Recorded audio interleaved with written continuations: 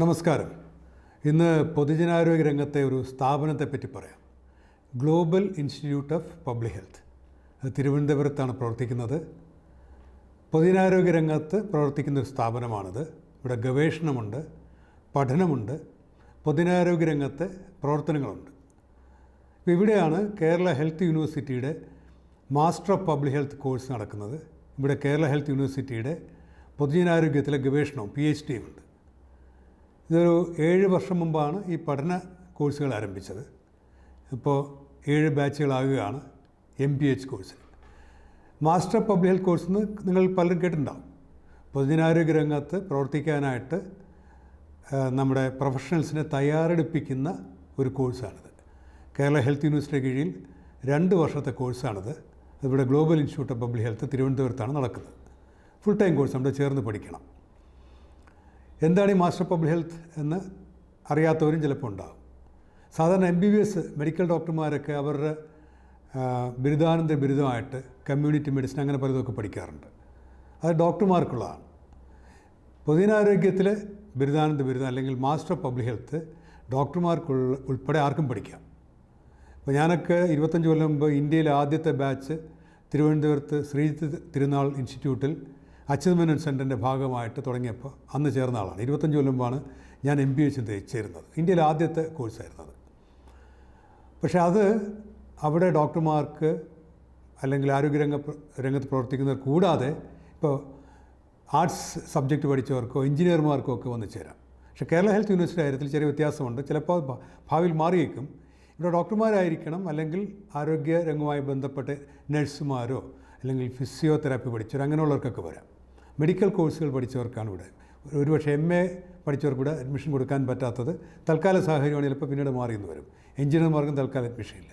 പക്ഷേ MBBS ഡോക്ടർമാരോ Ayurveda ഡോക്ടർമാരോ homeo അതുപോലത്തെ medical വിദ്യാഭ്യാസം അല്ലെങ്കിൽ അതിന് സമാനമായിട്ടുള്ള ഓൾട്ടർനേറ്റ് സിസ്റ്റത്തിൽ പഠിച്ചവർക്കെല്ലാം ഇവിടെ 2 വർഷം മാസ്റ്റർ പബ്ലിക് ഹെൽത്ത് ഡിഗ്രി പഠിച്ച്.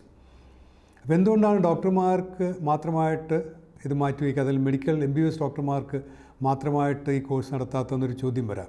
ഇത് ഒരു മെഡിക്കൽ ബിരുദാനന്തര ബിരുദമല്ല. ഇത് പൊതുജനാരോഗ്യ രംഗത്ത് മാനേജർമാരെ സൃഷ്ടിക്കുക, അഡ്മിനിസ്ട്രേറ്റർമാരെ സൃഷ്ടിക്കുക, പൊതുജനാരോഗ്യ വിദഗ്ധരെ സൃഷ്ടിക്കാൻ വേണ്ടിയിട്ടാണ്.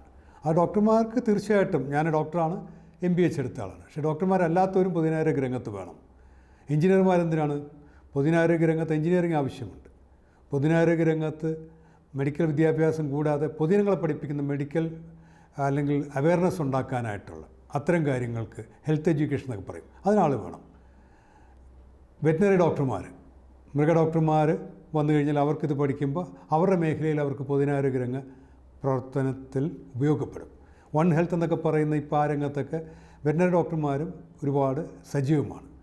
അതുപോലെ വിവിധ മേഖലകളിൽ ഇനി മറ്റേതെങ്കിലും ഓൾട്ടർനേറ്റ് സിസ്റ്റം പഠിച്ചവരാണെങ്കിൽ പോലും അവർക്ക് പൊതുജനാരോഗ്യ രംഗത്തേക്ക് കടന്നു വരാനായിട്ട് MBH കോഴ്സ് ഉപയോഗപ്പെടും. MBH കോഴ്സ് 2 വർഷമാണെന്ന് ഞാൻ പറഞ്ഞു. ഇത് കഴിഞ്ഞാൽ കേരള ഹെൽത്ത് യൂണിവേഴ്സിറ്റിയുടെ PhD ഇവിടെ തന്നെ ചെയ്യാവുന്നതാണ് പൊതുജനാരോഗ്യ രംഗത്ത്.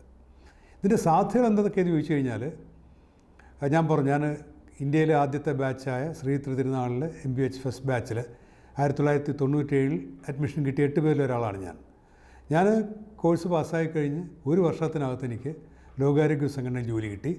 ആദ്യം തെക്കേ ഇന്ത്യയിലായിരുന്നു. പിന്നെ 4 വർഷം കഴിഞ്ഞപ്പോൾ എനിക്ക് ഡൽഹിയിൽ ജോലി കിട്ടി, ദേശീയ ഓഫീസറായിട്ട്. അങ്ങനെ ഞാൻ പിന്നെ പല രാജ്യങ്ങളിലും പോയി.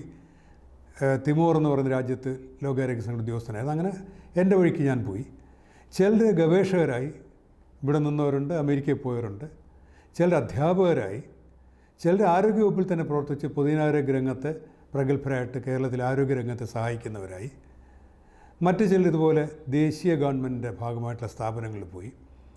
അപ്പോൾ നമുക്ക് പൊതുജനാരോഗ്യ രംഗത്ത് ഇന്ത്യയിൽ കൂടുതൽ ആളുകളെ ആവശ്യമാണ്, ലോകത്ത് കൂടുതൽ ആളുകളെ ആവശ്യമാണെന്നുള്ളത് നമുക്ക് കോവിഡ് വന്നപ്പോൾ കുറച്ചുകൂടി വ്യക്തമായി.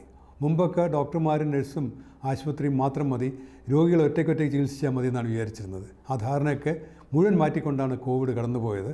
നമുക്ക് പൊതുജനാരോഗ്യ രംഗത്തെ എക്സ്പേർട്സ് വേണം. ആശുപത്രിയിൽ ഇരുന്ന് ചികിത്സിക്കുന്നവർ കൂടാതെ പൊതുജനത്തെ ബോധവൽക്കരിക്കാൻ, സർക്കാരുകൾ അതുപോലെ തന്നെ മറ്റ് സന്നദ്ധ സംഘടന ഏകോപിപ്പിക്കാൻ, അന്താരാഷ്ട്ര സംഘടനകൾ പ്രവർത്തിക്കാൻ, ലോകാരോഗ്യ സംഘടന പോലുള്ള സംഘടനകൾ പ്രവർത്തിക്കാൻ, ഫണ്ടിങ് ഏജൻസികൾ പ്രവർത്തിക്കാൻ, വേൾഡ് ബാങ്ക്, ലോക ബാങ്ക് ഉൾപ്പെടെ ആരോഗ്യത്തിന് പൈസ കൊടുക്കുന്നു. അപ്പോൾ ഇത്തരം വിവിധ മേഖലകളിൽ പ്രവർത്തിക്കാനായിട്ട് നമുക്ക് പൊതുജനാരോഗ്യ സ്പെഷ്യലിസ്റ്റുകൾ അല്ലെങ്കിൽ പൊതുജനാരോഗ്യ എക്സ്പേർട്സിന്, വിദഗ്ധരെ വേണം.